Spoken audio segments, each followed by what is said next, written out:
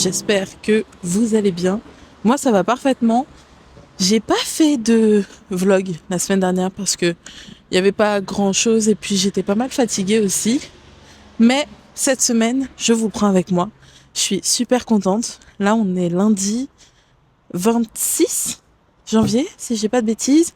Il est à peu près 14h, 13h, 14h. Et là je vais rejoindre une amie à la Felicita pour faire du travail. Je vais aussi beaucoup écrire sur mon projet Maëlle et Rose. Et je vais peut-être un peu plus vous en parler d'ailleurs. Et aussi, surtout, on va essayer de travailler sur nos réseaux sociaux respectifs. Ce matin, je vous ai pas vraiment pris pour la simple et bonne raison que j'avais pas fait grand-chose. Beaucoup d'administratif parce que j'ai des problèmes avec la CAF, des histoires de dettes, enfin bon bref. Donc pas mal de minutes au téléphone et puis j'ai préféré ralentir un petit peu et puis profiter d'être avec mon copain ce matin pour pouvoir regarder la suite de Jujutsu Kaisen. On a refait la série, on est en train de se la refaire et donc je crois qu'on a entamé la saison 2, enfin on a fini la saison 2 partie 1, donc on va entamer la partie 2 ce soir. J'ai trop hâte d'avoir la suite. La saison 2 c'est sur justement Gojo et Geto.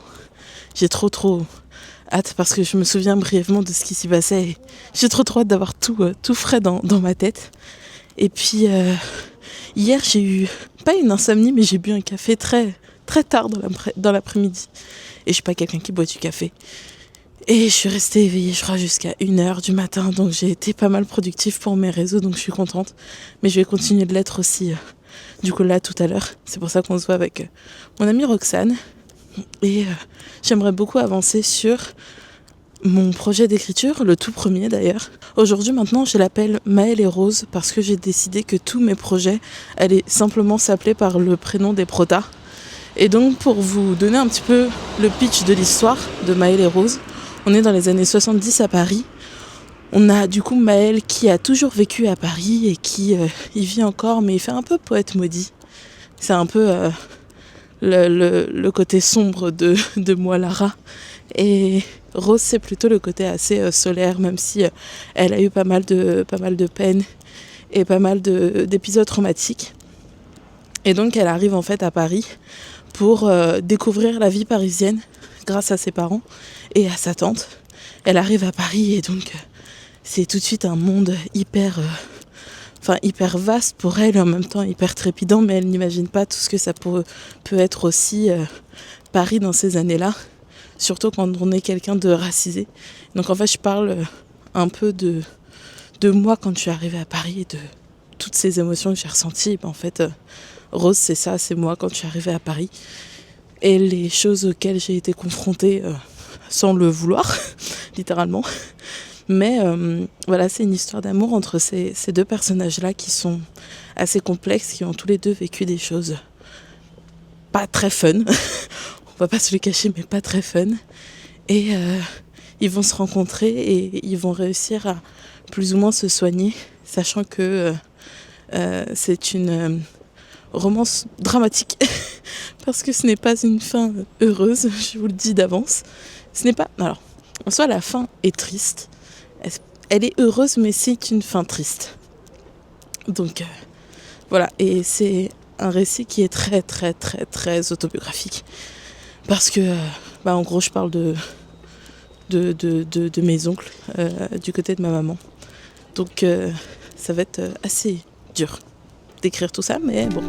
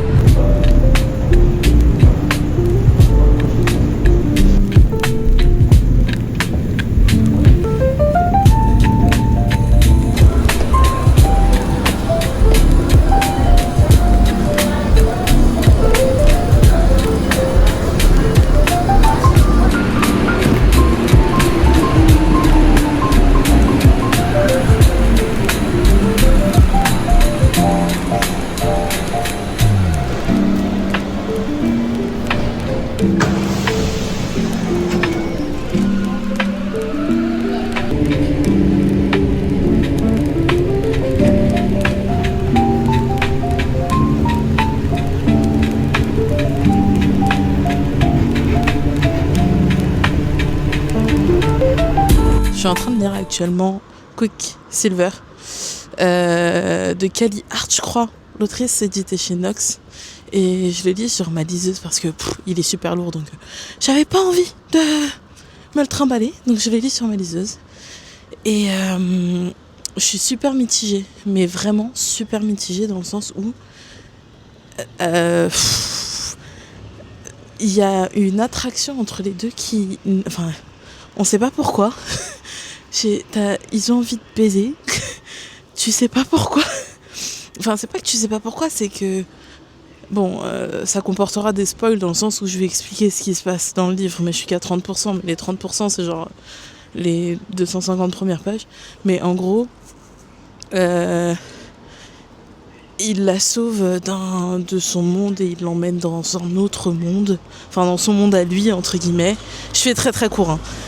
Et ils se connaissent pas, il la sauve, lui, il est pas du tout aimé par son peuple, il a été genre... pas radié, mais genre il a été exclu de son peuple. Et en fait, ils vont avoir des atomes crochus dans le sens où ils vont devoir participer les deux à faire des trucs. J'essaie de rester assez vague quand même. Et en fait, il y a une attraction qui se crée entre les deux, mais tu sais pas comment. Genre, il lui dit des fois, je vais vous mettre un screen dans des passages. Et genre, il lui dit, tu veux pas savoir quel goût j'ai ? Non. Pas vraiment, non. Mais bref, c'est vraiment... c'est assez rigolo. Et...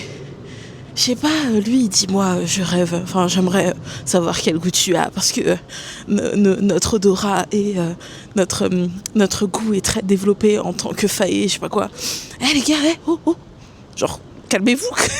Pourquoi vous faites des trucs comme ça alors que ça sort du trou du cul du monde littéralement et on comprend pas en fait pourquoi il y a autant d'attractions entre les deux alors qu'ils sont plus ou moins censés se détester. Alors on va me dire oui, c'est un enemies to lovers. Oui, mais là l'enemies to lovers il est chelou. Il est juste chelou de ouf et pas bien fait, je trouve. Enfin, c'est pas bien construit. Il y a un problème. Je trouve qu'il y a un problème. Et j'ai fait un réel justement sur Insta où justement je parle du fait que ce soit un livre super hypé mais que j'apprécie pas de ouf. Et il y a plein de personnes qui m'ont dit, soit qui ont adoré tout court le livre, soit qui m'ont dit, la première partie cringe un peu, mais la seconde, ça va. Et il y en a qui ont dit juste, ils ont DNF et point barre, quoi. Et moi, je suis non, en vrai, j'ai pas envie de DNF. Parce que j'ai déjà DNF Abyss et j'ai pas envie de DNF, Quicksilver. J'ai pas envie. J'ai pas la force. Et en même temps, il est tellement long, Quicksilver, putain. J'ai l'impression qu'il y a tellement de longueur, c'est fatigant. Bon, j'arrive à la Felicita, donc je vais aller travailler. Et en plus, j'ai un petit cadeau, donc on va l'ouvrir ensemble, j'ai trop hâte. Là, faut que je regarde la map, parce que je sais pas où est-ce qu'elle est, Roxane. Faut que je vérifie, parce que je suis arrivée, mais je sais pas où est-ce qu'elle est. Et la Felicita, c'est très très grand. Je vais vous montrer.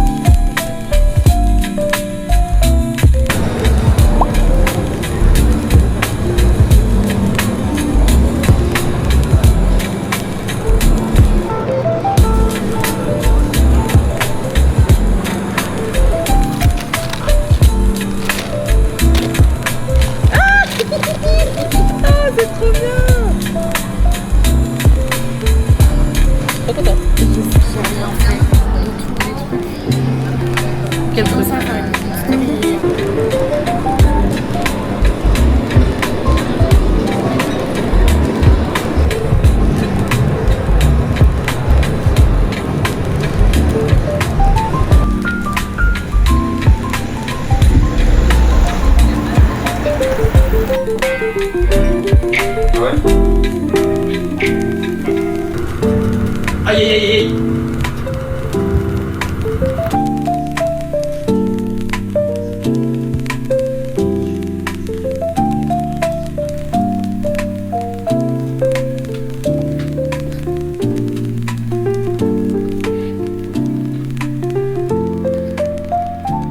Nous sommes mardi et je viens à peine d'arriver au travail. Je ne vous ai absolument pas pris de toute la matinée.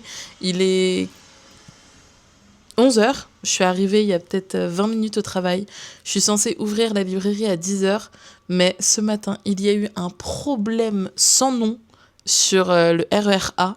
Ce qui a fait que le RER A n'allait que jusqu'à Nanterre-Préfecture. Ce qui faisait que je ne pouvais pas aller dans Paris.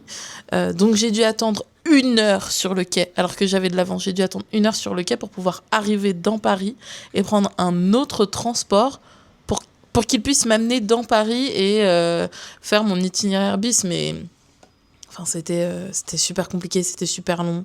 J'étais avec mon copain, on était comme ça, parce qu'on a dû laisser passer un train devant nous, parce que l'autre train qui allait jusqu'à Paris, on a dû le laisser passer parce qu'en fait, il y avait trop de monde.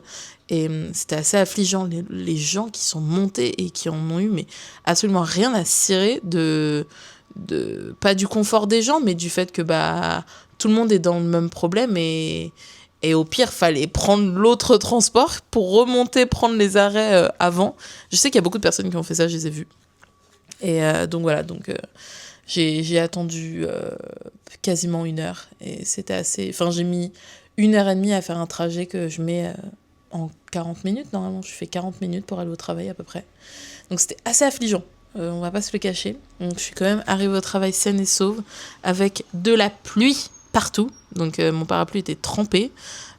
C'était pas pratique, tout le monde était trempé dans les transports, c'était un enfer. J'ai vraiment tout eu à un poil de cul. Pour le coup, c'était assez marrant. Mais je suis enfin arrivée. J'ai des petits trucs à faire. Là, j'ai checké les mails, les commandes, etc. Sur le site et tout.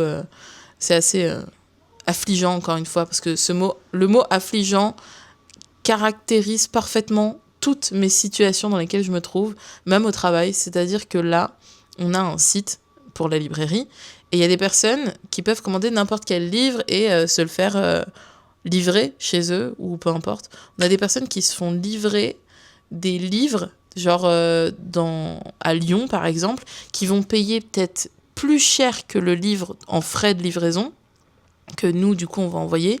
Et en fait, ils ont des librairies à côté de chez eux, donc ils peuvent commander directement dans leur librairie à côté de chez eux, par exemple à Lyon ou à Reims, et aller les chercher, ou alors se faire livrer depuis Lyon. Ça coûterait beaucoup moins cher que de payer 25 € de frais de transport. Enfin, je trouve ça assez dingue quand même d'avoir la possibilité de payer 25 ou 30 € de frais de livraison pour un livre qui coûte 10 € ou 20 €. Donc je trouve ça assez dingue. Là, j'ai dû annuler une commande qui devait partir en Belgique parce que c'est un tout petit distributeur et on ne travaille pas avec eux. Donc voilà, j'ai dû annuler et expliquer la situation et j'ai dû le faire pour pas mal de commandes. On a des fois des éditeurs et des diffuseurs assez obscurs que je ne connais absolument pas.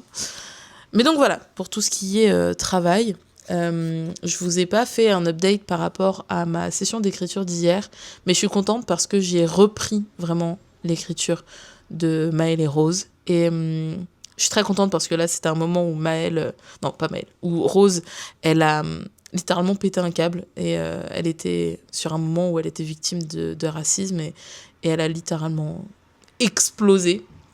Ça lui a déclenché une sorte de grosse crise de nerfs mélangée à une crise d'angoisse. Et bref, et donc du coup, elle a réussi à se calmer avec son cousin Ethan qui était là pour l'accompagner. Et donc maintenant, on est sur la fin du chapitre 12 où Ethan va faire découvrir le monde du jazz. Parce que dans les années 70, il y avait quand même pas mal de pubs de jazz, etc. Dans Paris. Et donc du coup, je vais les amener là-bas. Je vais m'amener moi-même d'ailleurs là-bas, parce que j'aimerais bien aller dans des pubs de jazz comme ça, je trouve que c'est assez sympa. Donc le programme du jour, c'est de finir le chapitre 12, commencer le chapitre 13, continuer à planifier les prochains chapitres et travailler accessoirement, c'est quand même mieux.